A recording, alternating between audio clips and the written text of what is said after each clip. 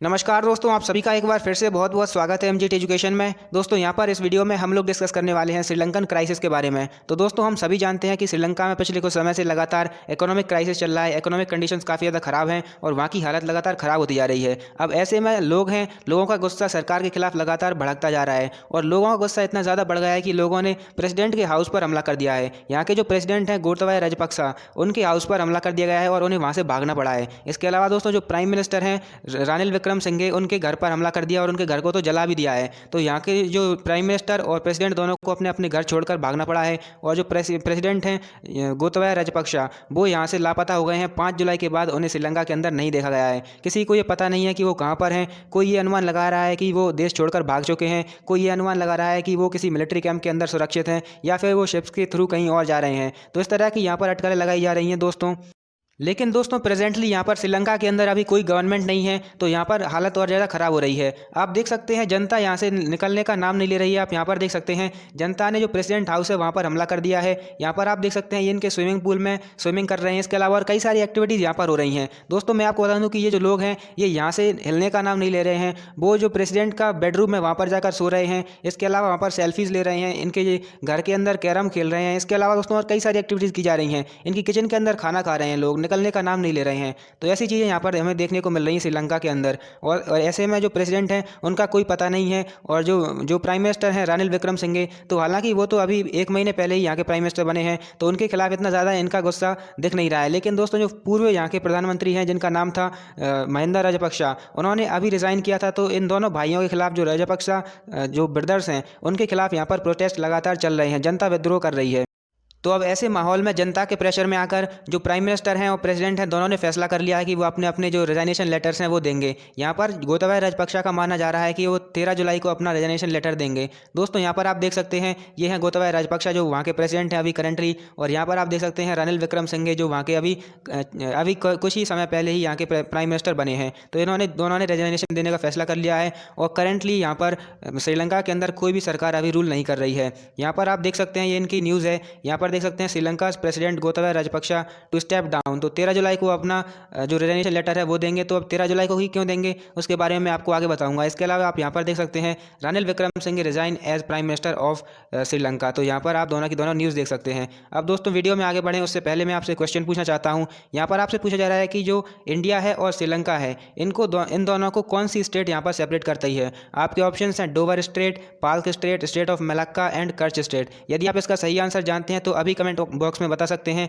और यदि आप नहीं जानते हैं तो इसका आंसर मैं आपको बताऊंगा इस वीडियो के एंड में। इसके अलावा दोस्तों यदि अभी तक आपने एमजेटी एजुकेशन को सब्सक्राइब नहीं किया है तो अभी कर सकते हैं, जिससे आपको हमारी वीडियोज़ की नोटिफिकेशंस सबसे पहले मिल जाएंगी और इसी तरह की ट्रेंडिंग वीडियोज़ हम आपके लिए लगातार लाते रहेंगे। तो यहाँ पर सबसे पहले मैं आपको ये बताता हूँ कि जो प्रेसिडेंट हैं वो 13 जुलाई को अपना रिजाइनेशन देने की बात क्यों कर रहे हैं। तो दोस्तों 13 जुलाई इसलिए इंपॉर्टेंट है क्योंकि 13 जुलाई को एक इंपॉर्टेंट हम कह सकते हैं कि बुद्धिस्ट लोगों के अंदर एक इंपॉर्टेंट फेस्टिवल माना जाता है। यहाँ पर लूनर साइकिल कंप्लीट होता है। दोस्तों मैं आपको बताऊँ तो जो श्रीलंका है वहाँ पर हमें 2 प्रकार के रिलीजन देखने को मिलते हैं। जो मेजर रिलीजन है वहाँ पर सबसे ज़्यादा जो पॉपुलेशन पाई जाती है वो है सेनालीज। इसके बाद बुद्धिज़्म लोग देखने को मिलते हैं, बुद्धिस्ट लोग। अब यहाँ पर जो बुद्धिज़्म फॉलो किया जाता है वो है थेरवाद बुद्धिज़्म। और थेरवाद बुद्धिज्म के अंदर एक दिन सेलिब्रेट किया जाता है जिसे एसला पोया नाम दिया जाता है। इस दिन को सेलिब्रेट करते हैं क्योंकि इसी दिन सबसे पहली बार जो सिद्धार्थ गौतम बुद्ध थे उनके द्वारा अपना पहला सरमोन, अपना पहला उपदेश दिया गया था सारनाथ के अंदर। तो इसी दिन को कोमेमोरेट करने के लिए यहाँ पर इस दिन को सेलिब्रेट किया जाता है, जिसे सेनालीज लैंग्वेज के अंदर पोया कहा जाता है।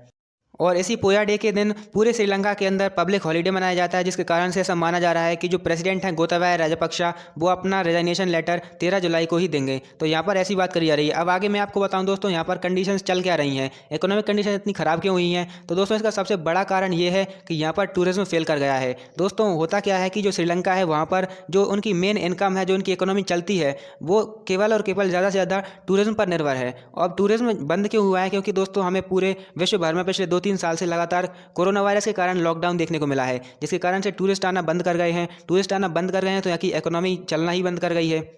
इसके अलावा दोस्तों यहाँ पर 2019 के अंदर हमें श्रीलंका के अंदर कई सारे टेरर अटैक्स भी देखने को मिले हैं। अब टेरर अटैक्स के कारण जनता डरी हुई है, जिसके कारण से टूरिस्ट आना और बंद कर गए हैं। और सबसे बड़ा और इम्पोर्टेंट कारण यहाँ पर जनता के द्वारा माना जा रहा है, जो गोतबाया राजपक्षा हैं उनकी पॉलिसीज़ और उनके जो भाई थे जो पहले प्राइम मिनिस्टर के पद पर थे जिनका नाम था महिंदा राजपक्षा, इन दोनों की पॉलिसीज़ को लेकर जनता काफ़ी ज़्यादा गुस्से में है। उनका मानना है कि इनके द्वारा ही ऐसा सब, इन्हीं के कारण से ये सिचुएशन हमें देखने को मिल रही है। यहाँ पर हमें कई सारे करप्शन के मामले भी देखने को मिले हैं, जिसके कारण से यहाँ की इकोनॉमी बिल्कुल ठप पड़ गई है। अब मैं आपको बताऊं तो श्रीलंका के ऊपर अभी प्रेजेंटली जो कर्ज है वो टोटल 51 बिलियन डॉलर्स का है। तो यहाँ पर इतना ज़्यादा डेब्ट के अंदर श्रीलंका फंसा हुआ है और बिल्कुल भी ये अपना इसका इंटरेस्ट भी पे नहीं कर पा रहा है। दोस्तों यहाँ की जो करेंसी है वो 80% तक कोलैप्स कर चुकी है, जिससे कि यहाँ की जो डेली यूज़ की चीज़ें हैं, जो रोज़मर्रा की चीज़ें हैं, उनको खरीदने में भी बहुत ज़्यादा हमें इन्हें पैसा देना पड़ रहा है। यहाँ पर इन्फ्लेशन काफ़ी ज़्यादा बढ़ चुकी है। दोस्तों इसके अलावा यहाँ के जो फूड प्राइसेस हैं वो 57% तक बढ़ चुके हैं और इसका एक और कारण हमें रशिया यूक्रेन वॉर भी देखने को मिल सकता है।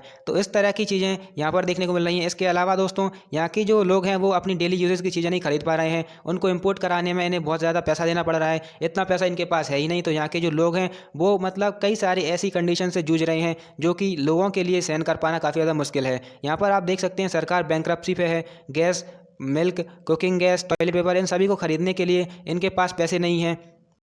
तो करंटली इस तरह की कंडीशंस हमें श्रीलंका के अंदर देखने को मिल रही हैं। इसके अलावा दोस्तों यहाँ की फाइनेंस मिनिस्ट्री का ये कहना है कि हमारे पास केवल 25 मिलियन US डॉलर्स की जो राशि है एज अ फॉरेन रिजर्व्स ये बची हुई है। तो यहाँ पर काफ़ी ज़्यादा कम है ये श्रीलंका जैसे देश को चलाने के लिए। यहाँ पर दोस्तों इसकी जो करेंसी है उसकी डिवैल्यूएशन इतना ज़्यादा हो चुका है, हम देख सकते हैं यहाँ पर जो 1 US डॉलर की वैल्यू है वो 360 श्रीलंकन रुपये के बराबर हो गई है। तो काफ़ी ज़्यादा यहाँ पर हमें इन्फ्लेशन देखने को मिल रहा है।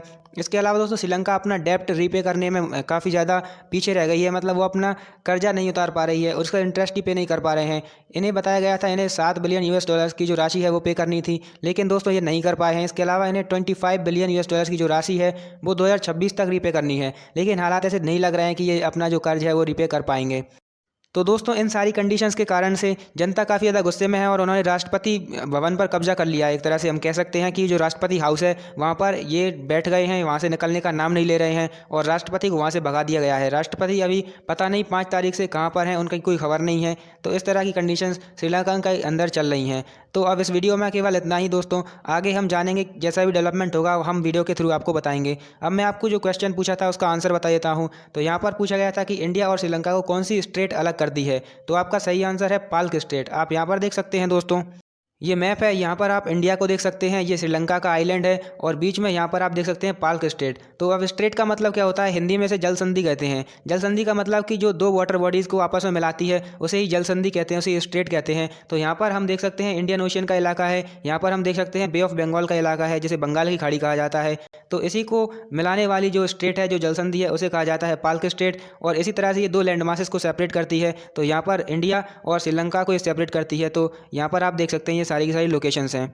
तो दोस्तों फाइनली इस वीडियो को हम एंड करने वाले हैं। उम्मीद है आप वीडियो को अच्छी तरह से समझ पाए होंगे और काफ़ी ज़्यादा नॉलेज यहाँ से गेन कर पाए होंगे। दोस्तों यहाँ पर आप इस टेलीग्राम चैनल को ज्वाइन कर सकते हैं यदि आप हमारी वीडियोस के लेटेस्ट अपडेट प्राप्त करना चाहते हैं, फ्री PDF प्राप्त करना चाहते हैं। तो ये सारी चीज़ें आपको मिलेंगी, यहाँ पर फ्री क्विज़ेस भी मिलेंगी जिससे आप अपनी जो नॉलेज है उसको टेस्ट कर पाएंगे और आप जान पाएंगे कि आपका लेवल कितना है। इसके अलावा दोस्तों यदि आप ग्रुप D की तैयारी कर रहे हैं तो यहाँ पर MJT एजुकेशन आपके लिए लाया है त्रिनेत्र बैच। यहाँ पर आपको GS और साइंस के साथ साथ करंट अफेयर्स भी पढ़ाए जा रहे हैं मात्र 399 रुपये में। तो यदि आप इंटरेस्टेड हैं तो अभी ज्वाइन कर सकते हैं, क्योंकि जो रेट है ये कभी भी हाइक हो सकती है। दोस्तों इसके अलावा यहाँ पर आपको टॉपिक वाइज क्लासेस मिलती हैं, डिटेल्ड PDF मिलते हैं और प्रैक्टिस सेट मिलते हैं जिससे आप अपनी प्रैक्टिस कर सकते हैं। आपको स्ट्रैटेजी भी बताई जाती है जिससे कि आप अपनी जो तैयारी है उसको और बेहतर बना सकते हैं। तो यदि आप इनको ज्वाइन करना चाहते हैं तो इनकी लिंक आपको डिस्क्रिप्शन में मिल जाएगी और इनसे संबंधित यदि आपका कोई डाउट है तो आपको एक नंबर दिया है डिस्क्रिप्शन के अंदर, वहाँ पर आप डायरेक्टली कॉन्टैक्ट करके पूछ सकते हैं। इसके अलावा दोस्तों यदि आप हमारे ऐप को डाउनलोड करना चाहते हैं तो आप कर सकते हैं by searching MJT current affairs and GK app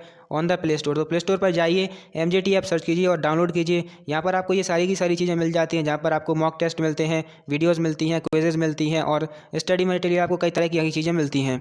इसके अलावा दोस्तों यदि वीडियो आपको पसंद आई हो तो इसको लाइक जरूर कीजिए और यदि अभी तक आपने MJT एजुकेशन को सब्सक्राइब नहीं किया है तो अभी कर दीजिए। वीडियो देखने के लिए आपका बहुत बहुत धन्यवाद।